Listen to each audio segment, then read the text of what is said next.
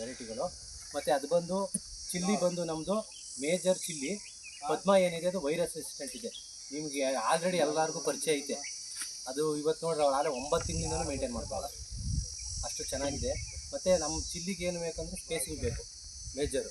ಸಸಿಯಿಂದ ಸಸಿಗೆ 1.5 ಅಡಿ ಅಂತರ ಬೇಕು. ಮತ್ತು ಸಾಲಿಂದ ಸಾಲಿಗೆ ಮಿನಿಮಮ್ ಒಂದು 4 ಅಡಿ ಬೇಕು. ನೀವು ಜಾಸ್ತಿ ಹತ್ತಿರ ಹಾಕಿದ್ರೆ ಅದು ಇಳುವರಿ ಬರೋಲ್ಲ.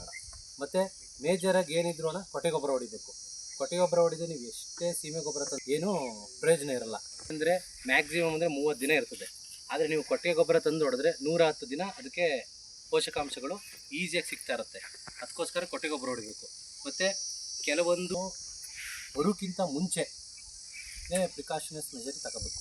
ಬರೋಕ್ಕಿಂತ ಮುಂಚೆನೇ ನೀವು ಕಂಟ್ರೋಲ್ ಮಾಡ್ಕೋಬೇಕು. ಆವಾಗ ಏನಾಗುತ್ತೆ, ನಿಮ್ಮ ಕಾಸ್ಟ್ ಆಫ್ ಕಲ್ಟಿವೇಷನ್ನು ಅಂದರೆ ನೀವೇನು ವ್ಯವಸಾಯ ಮಾಡೋಕ್ಕೆ ಆದಾಯ ಇನ್ವೆಸ್ಟ್ಮೆಂಟ್ ಮಾಡ್ತೀರಲ್ಲ ಅದು ಕಡಿಮೆ ಆಗುತ್ತೆ.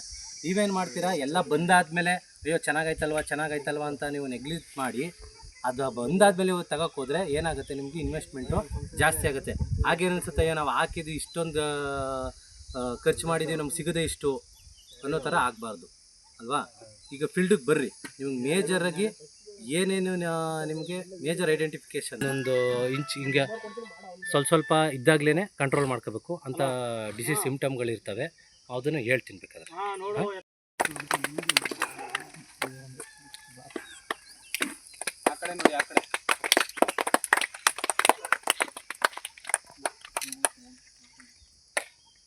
ಇಷ್ಟು ಸಮೇತ ನಿಮಗೆ ಕ್ಯುಬಿಕೋದಲ್ಲಿ ಕ್ಲಿಯರ್ ಆಗುತ್ತೆ. ಇದೊಂದ್ಸಲಿ ನೀವು ನಾಟಿ ಮಾಡಿದ 20-25 ದಿನಕ್ಕೆ ನೀವು ಬಳಸಿಬೇಕಾರೆ ಕ್ಯುಬಿಕೋ ಅಂತ ಹೇಳ್ಬಿಟ್ಟು ಇಂಡೋಫಿಲ್ ಕಂಪ್ನಿದು ಬಳಸಿ. ತುಂಬ ಚೆನ್ನಾಗಿದೆ.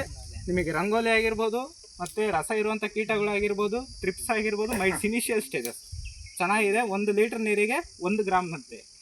ಮತ್ತು ನಿಮಗೆ ಹೂವು ಕಾಯಿ ಇದಕ್ಕೆಲ್ಲ ಚೆನ್ನಾಗಿದೆ ಅಂದರೆ ಇಂಡೋಲೈಸರ್ ಲಿಕ್ವಿಡ್. ಈ ಲಿಕ್ವಿಡ್ನ ನೀವು 1 ಕ್ಯಾನಿಗೆ 35-40 ಮಿಲಿ, 15 ಲೀಟ್ರಿಂದ 20 ಲೀಟ್ರ್ ಕ್ಯಾನಿಗೆ ನೀವು 30-45 ಮಿಲಿ ಅಷ್ಟು ನೀವು ಬಳಸೋದ್ರಿಂದ ನಿಮಗೆ ಗಿಡ ಬೆಳವಣಿಗೆ ಆಗುತ್ತೆ ಮತ್ತು ಗ್ರೋತ್ ಚೆನ್ನಾಗಿ ಬರುತ್ತೆ. ಆದಷ್ಟು ಬಳಸಿ. ಉತ್ತಮವಾದ ಔಷಧಿಗಳು ಚೇತನ್ ಸರ್ ಅಂಗಡಿಯಲ್ಲಿ ಸಮೇತ ಈ ಎಲ್ಲ ಔಷಧಿಗಳು ಸಮೇತ ಸಿಗುತ್ತೆ. ಸೊ ಬಳಸಿ. ಮತ್ತು ರೋಗಕ್ಕೆ ಅಂತ ಬಂದಾಗ ಸ್ಪ್ರಿಂಟ್ ಆಗಿರ್ಬೋದು, ಗಿಡ ಸಾಯೋದಕ್ಕೆ ಆವಾಗಲೇ ಹೂವಲ್ಲಿ ಕೇಳಿದ್ರು ಕೆಲವರು, ಸರ್ ಹೂವಲ್ಲಿ ಸ್ಟಾರ್ಟಿಂಗಲ್ಲಿ ಏನು ಗಿಡ ಸಾಯ್ತಾ ಇದೆ ಅಂತ ಅಂದರು. ಅದಕ್ಕೆ ನಾವೊಂದು ಮೆಥಡ್ ಹೇಳಿದೆ. ಅಂದರೆ ನಾಟಿ ಮಾಡೋಕ್ಕಿಂತ ಮುಂಚೆ ಟ್ರೇಯಲ್ಲಿರುತ್ತಲ್ಲ, ಆ ಟ್ರೇಗೆ 1 ಲೀಟ್ರ್ ನೀರಿಗೆ 2.5 ಗ್ರಾಮ್ನಷ್ಟು ಸ್ಪ್ರಿಂಟ್ನ ಹಾಕ್ಕೊಂಡ್ಬಿಟ್ಟು ಬಡ್ಡೆಗೂ ಇಳಿಯೋಂಗೆ ಟ್ರೇನಲ್ಲೇ ಇಳಿಯೋದಕ್ಕೆ ಮಾಡೋದ್ರಿಂದ ಏನಾಗುತ್ತೆ, ನಿಮಗೆ ಗಿಡ ಸಾಯೋದನ್ನ ಆರಂಭಿಕ ಹಂತದಿಂದಲೇ ಕಂಟ್ರೋಲ್ ಮಾಡ್ಬೋದು. ಸೊ ಆದಷ್ಟು ಸ್ಪ್ರಿಂಟ್ ಅನ್ನೋದನ್ನ ಬಳಸಿ. ಮತ್ತು ಇಂಡೋಲೈಸರ್ ಲಿಕ್ವಿಡ್ ಗ್ರೋತ್ಗೆ. ಮತ್ತು ಔತರ್ ಅನ್ನೋದು ಬೂದಿ ರೋಗ ಆಗಿರ್ಬೋದು, ಎಲೆ ಚುಕ್ಕೆ ರೋಗ ಆಗಿರ್ಬೋದು, ಕಾಯಿ ಬೊಜ್ಜು ರೋಗ ಆಗಿರ್ಬೋದು, ಇಷ್ಟಕ್ಕೂ ಚೆನ್ನಾಗಿದೆ, ಬಳಸಿ. ಮತ್ತು ಈಗ ಕ್ಷೇತ್ರ ವೀಕ್ಷಣೆ ಮಾಡ್ತಿರಲ್ಲ, ಅಲ್ಲಿ ಅವ್ರನ್ನ ಒಪಿನಿಯನ್ ಕೇಳೋಣ, ಮಾಡೋಣ ಬನ್ನಿ ನೋಡಿ.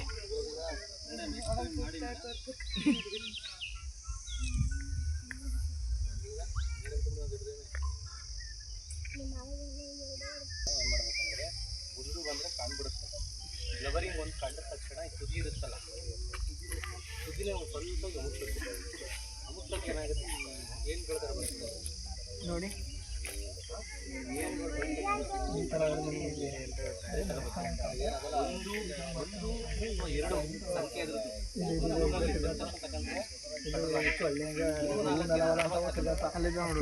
ಯಾವಾಗಲೂ ಬಂದ ಫೀಲ್ಡ್ಗೆ ಚೆನ್ನಾಗೈತೆ ಅಂತ ಹೋಗ್ಬಿಡ್ರಿ. ನೋಡ್ರಿ ಸ್ವಲ್ಪ ಕಳೆ ಪಳೆ ಇರೋಲ್ಲ.